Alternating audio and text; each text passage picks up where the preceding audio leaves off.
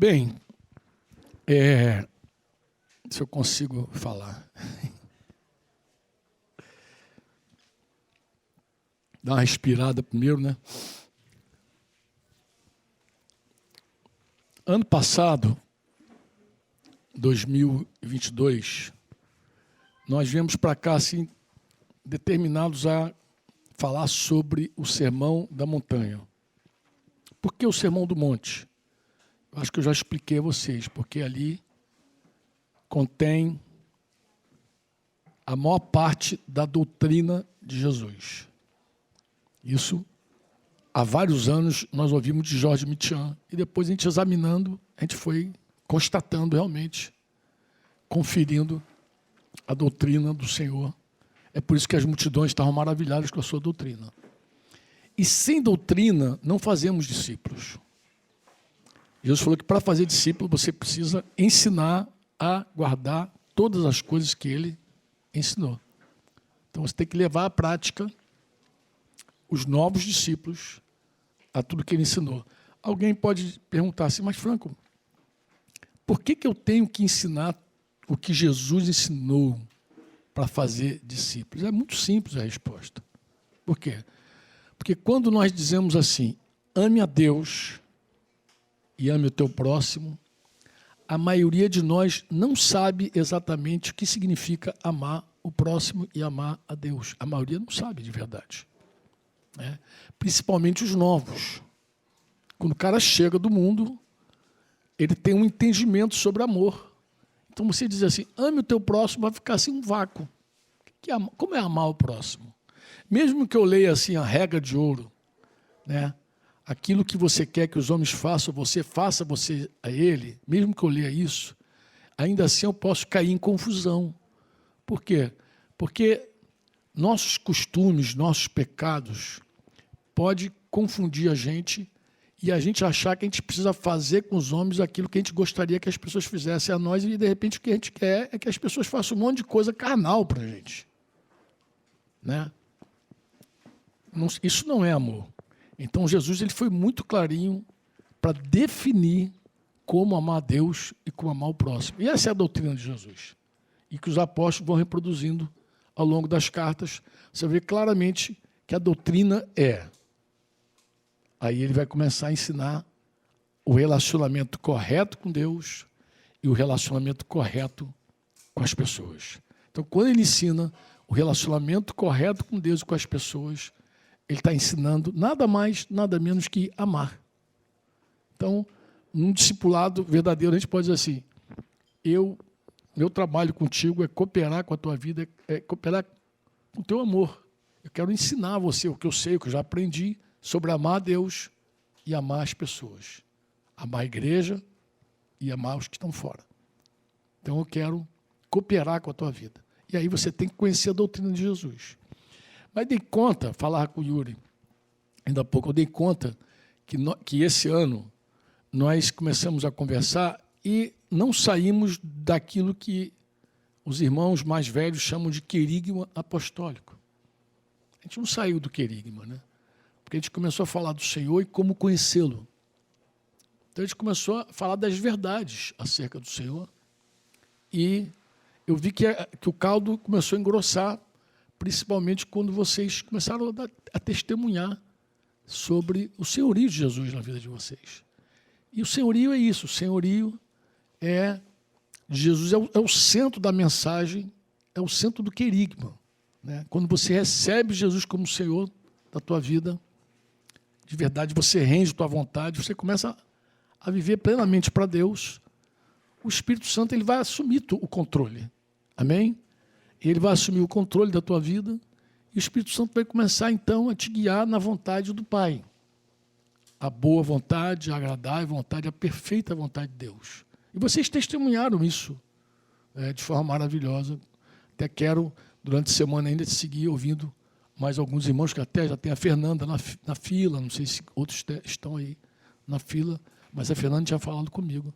Que eu me lembro, foi só a Fernanda que eu fiquei devendo ontem.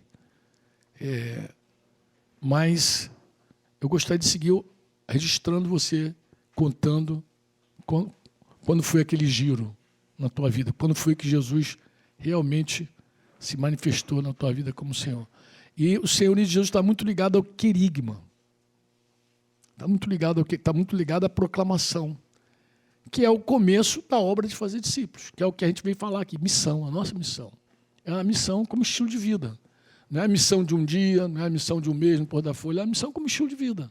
Nós somos embaixadores de Cristo, nós somos sacerdotes, um reino de sacerdotes, para falar a verdade, e somos nação santa. Como sacerdotes, nós deveríamos apresentar diante de Deus as pessoas que precisam dele e deveríamos apresentar a Deus as pessoas que precisam dele. Não sei se vocês estão me entendendo. O papel do sacerdote é o seguinte, é trazer as pessoas que carecem dele diante de Deus. Isso que o sacerdote faz. Ele apresenta o que está ali necessitado de Deus a Deus. Ele intercede, ele entra na brecha, ele ora, ele pede perdão por aqueles. Então ele se coloca ali naquela condição, na brecha, literalmente, entre Deus e o alvo da ira dele. Você intercede, você é o intercessor. Esse é o trabalho do sacerdote. É trazer a tua família que não conhece a Deus, Deus é colocar. Mas também, o trabalho do sacerdote também é levar Deus até a tua família. É falar da parte de Deus. É trazer a presença de Deus à tua casa, à tua escola, à tua faculdade. Então, esse é o trabalho do sacerdote. Isso tudo não é possível sem um novo nascimento, sem uma vida regenerada de fato, sem vou falar a palavra-chave agora, presença de Deus em nós. Sem a presença de Deus em nós, é impossível cumprir essa vocação de sacerdote e de nação santa. Não dá. Nós só cumprimos por conta da presença. Amém ou não? Quando a gente fala de querigma, existem muitas perguntas que as pessoas fazem. Algumas nós já respondemos aqui, né? Por exemplo, a gente respondeu por que Jesus morreu. Falamos um pouco sobre quem é Jesus e tal. Mas eu quero seguir lendo com vocês a Bíblia e, dentro do possível, ir respondendo. Pensei, amanhã não tem reunião. Amanhã tem feira, lembra da feira? Amanhã tem feira de manhã, a gente sempre libera a galera que quer a feira. Mas, terça-feira a gente volta. Então, a gente vai tentar na terça, na quarta, na quinta, e talvez na sexta-feira, no resto da semana, até domingo, tentar responder algumas perguntas, né? Porque nós temos resposta. É muito legal, claro que nem, de repente a gente não vai falar tudo com a pessoa incrédula ali, dar tudo, porque às vezes você nem tem tempo para isso. Mas você precisa conhecer. Você precisa saber do que você está falando. O que você acha disso? Sim ou não? Amém ou não? Nós temos muitas respostas, na verdade, eu creio que nós temos para essa gente que está cansada. Tem muita gente cansada de viver, inclusive. A gente chegou aqui com a notícia de que um cidadão aqui da cidade se enforcou, se matou. Essa cidade tem um índice alto de suicídio. Na verdade, aqui, os povoados, já vi muita história de suicídio aqui, mas muita coisa, né? Aurelino, inclusive, nosso amado Aurelino, que deve estar por aí daqui a pouco, ele foi um desses caras que tentou pelo menos 2 vezes se matar. A segunda vez ele foi encontrado pendurado na corda já, morrendo. Então as pessoas elas tendem ao suicídio, né? As pessoas estão cansadas. Elas estão cheias de dores. Vocês ouviram aqui ontem alguns irmãos, mas você ouviu, por exemplo, a história do Maciel. Um homem cheio de dores. Vocês concordam comigo ou não? Sim ou não? Às vezes você vê uma pessoa ter um comportamento e não sabe por que aquela pessoa tem determinado comportamento. Eu posso te dizer, adiantar para você que o pai dele também é um homem cheio de dores. O pai dele não é como ele é por acaso. Entendeu? Eu acho que ele também é também um cara sofrido. Por alguma razão também deve ter sido muito machucado, né? Nós lutamos com o inimigo. Essas pessoas, em geral, lutam. Nós, com conhecimento, eles sem. Né? Nós, vitoriosos, mais que vencedores, eles ainda derrotados. Né? Com o inimigo invisível. E E para a maioria, não, para a totalidade dos incrédulos, ele é totalmente desconhecido. Totalmente desconhecido. E nem se fala de coronavírus. Ele é pior que o coronavírus. Não dá nem para pensar, não dá nem para comparar, né? Quando a gente olha, quando a gente entende o pecado, e a gente lê a Bíblia, a gente vê que a Bíblia, em vários momentos, usa um tipo de metáfora, faz uma analogia para explicar o que é o pecado na vida das pessoas, né? Por exemplo, em algum momento, alguém explica a tua dor como um grande vazio no teu peito. Em outro momento, e tem gente que sente assim um vazio. Tem gente que bebe para vencer a vergonha, vencer a timidez, mas tem gente que bebe para matar a sede do vazio, quer tentar encher de algum jeito, droga, sexo, o cara tenta tudo para tentar encher esse vazio. Muita gente chama, 2 Pedro 2, versículo 13 e 14, Pedro vai usar uma expressão muito interessante, ele vai falar sobre uma mancha. Eu acho que eu até vou ler esses dois versículos, 2 Pedro 2, 13 e 14. 13, versículo 13 diz assim: recebendo injustiça como pagamento pela injustiça. Ele está falando do iníquo.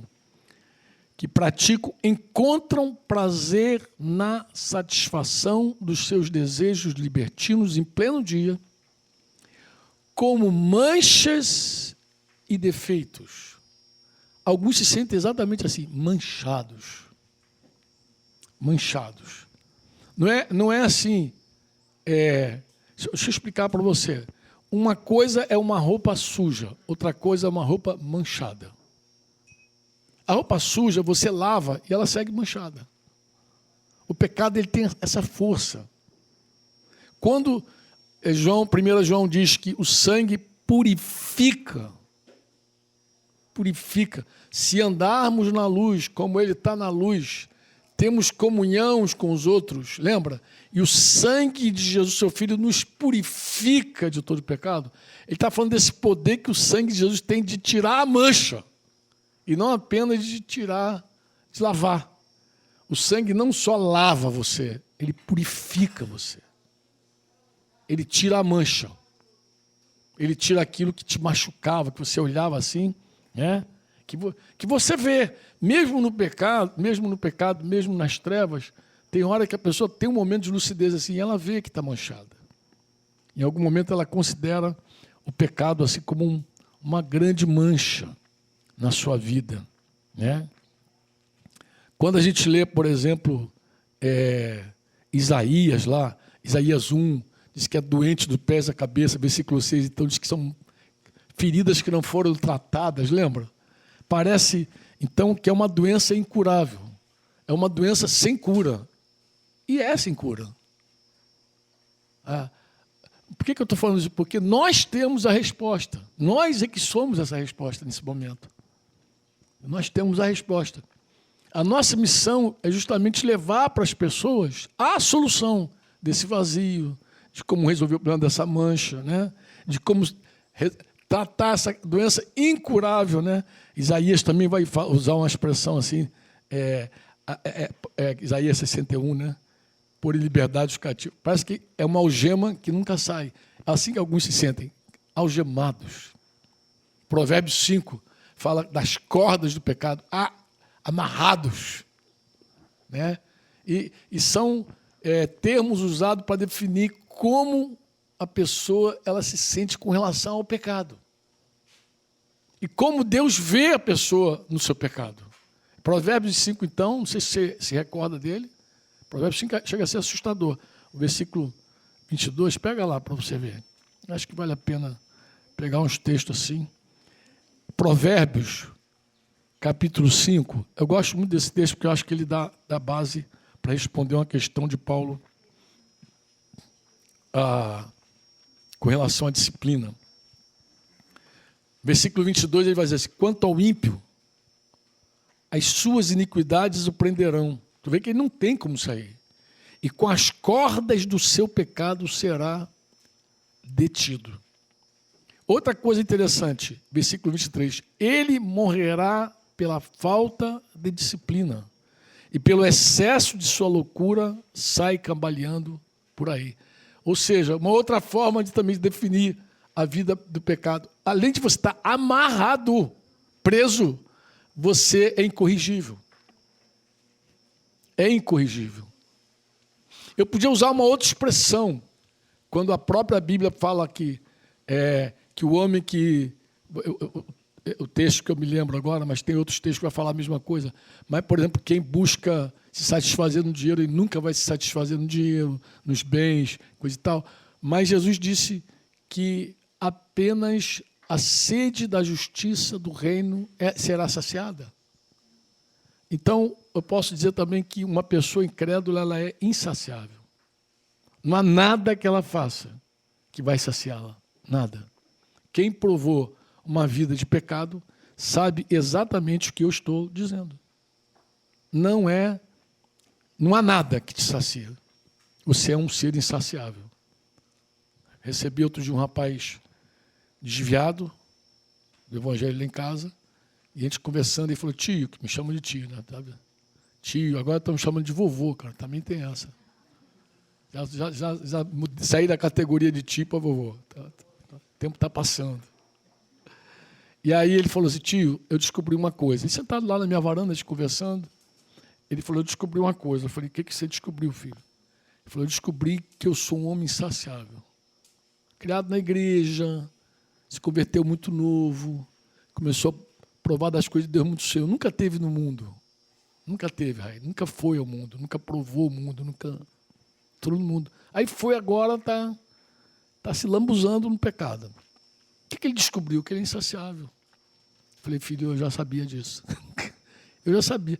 Eu fui muito cedo ao pote, assim, muito cedo eu me envolvi no pecado. Muito novo. E integralmente na vida no pecado. Eu fui abusado, mas também abusei, sabe, Marcelo?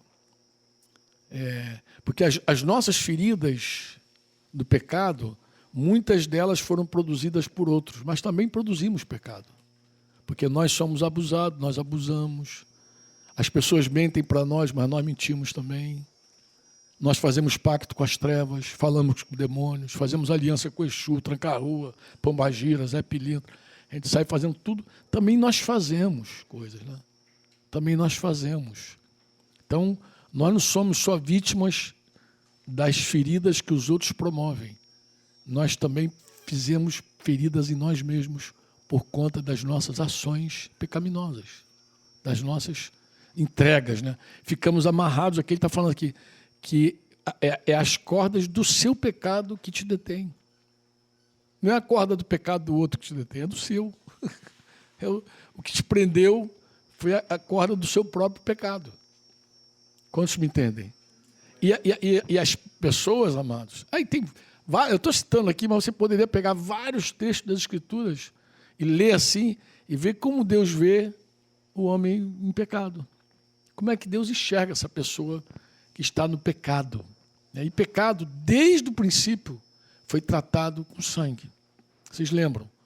Adão pecou. Você sempre tem que pensar assim, antes do pecado, depois do pecado. Antes do pecado, lembra que eu falei aqui? Perguntaram a Jesus sobre o divórcio.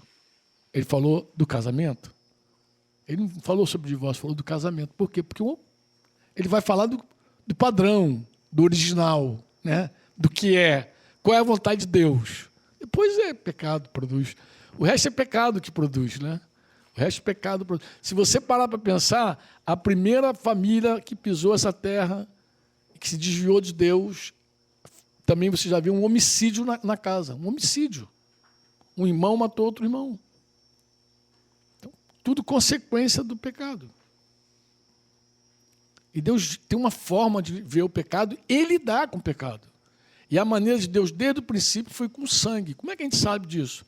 Porque o homem se vestiu com folhas e Deus vestiu ele com peles de animais. Não está escrito de uma forma explícita, mas quem vê com os olhos espirituais percebe que para Deus cobrir aquele homem, Deus teve que sacrificar um animal. E desde o princípio da história, Não há remissão de pecado, não há como tratar com o pecado sem derramar sangue. Quando você vai para a história de Israel, sempre a mesma coisa. E quando você vê a lei de Moisés, então aí a coisa fica clara, o tabernáculo, os sacrifícios, sangue o tempo inteiro. Você imagina como era a vida de um sacerdote. O sacerdote começava a ministrar, acho que aos 25, terminava com 50. Ele ficava 25 anos no ofício sacerdotal dele, lidando com sangue continuamente. Sangue continuamente. Aquela ideia do sangue, sangue, sangue, sangue, sangue, o tempo inteiro, sangue. Sem derramamento de sangue, não pode haver remissão de pecado. O pecado sempre foi tratado assim. Mas Deus tem a maneira dele de ver o pecado. Ele vê o pecado como uma corda que prende, como uma algema que prende, como um vazio, como uma mancha, como uma doença incurável. Ele vê, e o homem ele luta com tudo isso e ele tem percepções diversas sobre a natureza pecaminosa dele. Eu lembro de Ezequiel 14, quando Deus fala no versículo 3 e 4 da idolatria de Israel, né? Quando eles vierem te consultar aqui, você lembra desse texto? Quando eles vierem te consultar, você não responde eles o que eles querem, não fala da minha parte, não. Responde segundo os ídolos que eles levantaram dentro do coração deles, porque eles levantaram ídolos dentro do próprio coração, assim. Aí ele fala, aí o Senhor usa uma expressão assim de servidão, né? Servidão. Parece que há uma dura servidão. O escravo do pecado, ele é muito maltratado. O escravo do pecado. Porque o pecado, ele é um cara mau, entendeu? Ele é um senhor perverso, malvado. É uma dura servidão. Uma dura servidão. É curioso quando você vê a história de Israel, porque Israel é assim, 400 anos no Egito, os últimos anos deles, como escravos, numa dura servidão. O Senhor vai lá e arranca eles com mão forte, com sangue. Vocês lembram que a gente conversou isso aqui? Com sangue. Tira-os do Egito, atravessa o Mar Vermelho. Paulo chega a dizer que o Mar Vermelho é um tipo de batismo, né? Que eles passam. Eles entram então num deserto, mas lá no deserto eles têm saudade já do Egito. Tem saudade da dura servidão que eles tinham. Aí você olha assim e diz, como é que pode esses caras, com tanto milagre, tanto poder de Deus, ficar olhando para o Egito, com saudade do Egito? Mas é exatamente assim que nós somos, amados. Paulo, escrevendo aos Coríntios, a primeira carta, se não me engano, no capítulo 10, ele vai falar exatamente isso. Ele vai falar que a história de Israel está ali contada para nós. É um exemplo para nós. E ele dá um monte de conselhos à igreja para não andar exatamente como Israel andou no deserto. Daquele jeito, né? Daquela forma idólatra, com saudade do Egito, né? Voltando. E quando Estevão prega, Estevão proclama para os seus conterrâneos exatamente isso, que no coração voltaram para o Egito, né? E nós, infelizmente, somos assim também. Livres do pecado, nós fomos. Quantos podem dizer amém? Mas, infelizmente, de vez em quando, de quando em vez, a gente lembra daquelas coisinhas do Egito lá e parece que quer voltar para lá, para aquela desgraça. Mas, se você pegar lá João 8,36, você vai ver que foi até o final da minha conversa com esse moço, lá na varanda de casa, que não há liberdade verdadeira fora de Jesus Cristo. Ele falou que se o Filho do Homem libertar, de verdade, verdadeiramente, nós seremos livres. Só tem um capaz de libertar qualquer escravo do pecado. E esse um tem um nome. Você pode dizer amém ou não? Quem é ele, Franco? Ele é o Filho de Deus. Vou usar uma expressão de Jorge Michan aqui, muito interessante. Ele é o mensageiro, mas é ao mesmo tempo a mensagem. Ele é o mensageiro, mas ele é ao mesmo tempo a mensagem. Jesus é o autor da própria vida. Você pode dizer amém ou não? Ele é a palavra, o verbo, e ao mesmo tempo é aquele que libera a palavra. Ele é a palavra e ao mesmo tempo aquele que libera a palavra. Você diz amém ou não amém? Ele é o que nós chamamos de Logos eterno. Ele é a palavra de Deus. O que a gente lê, Franco, sobre Jesus? Nós lemos muitas coisas maravilhosas sobre ele. Amém? A gente lê coisas maravilhosas. A gente vê que ele já existia antes de tudo. Amém? Que ele era a palavra que estava com Deus. Ele é a palavra que era Deus. Ele existia no princípio com o próprio Deus. E também, o que a palavra diz? Diz que por meio dele, o que aconteceu por meio dele? Todas as coisas foram o quê? Criadas. E sem ele, nada do que foi feito se fez. Então ele, obrigado. Ele é aquele que a palavra possuía, trouxe luz a todos nós. Essa luz brilha na escuridão. Essa escuridão nunca consegue apagá-lo. João 1, de 1 a 5, descreve, você pode parar ali, ler, orar. Jesus é Deus. Você pode dizer amém ou não? Jesus é Deus. Diz, ele é Deus. Diga, Jesus é Deus. Eu vou ler um versículo aqui contigo, mas eu vou deixar outro versículo. Tem um outro que eu peguei esses dias, não tem aqui de memória, mas vou ver se resgato ele. Mas esse aqui está na memória. Atos 20, 28. Você sabe que tem gente que ainda questiona a divindade de Jesus, não sabe? Tem gente que diz que Jesus não é Deus. Mas esse versículo aqui, eu acho que ele é um versículo muito chave para você também conversar. Eu estava lendo um ontem, não anotei aqui, vou trazer para você, mas esse eu vou trazer. Atos 20, 28, quando Paulo está se despedindo dos presbíteros de Éfeso, e ele fala que os presbíteros deveriam pastorear uns aos outros e também todo o rebanho sobre o qual o Espírito Santo constituiu eles. Aí ele vai dizer assim, para vocês pastorearem o quê? Vê aí. A igreja de Deus o quê? Que, ele vai chamar Jesus de Deus, e não apenas vai chamar Jesus de Deus, ele vai dizer que Deus comprou com seu próprio sangue a igreja. Então, para aqueles questionadores da divindade de Jesus, esse é um bom texto para você dizer assim, cara, me explica esse texto aqui. Como é que Deus comprou a igreja com seu próprio sangue? De quem Paulo está falando aqui com os presbíteros de Éfeso? Amém ou não? Vamos fechar assim esse minuto, assim, ó. Jesus, ele conhece qualquer pessoa. Você diz amém ou não?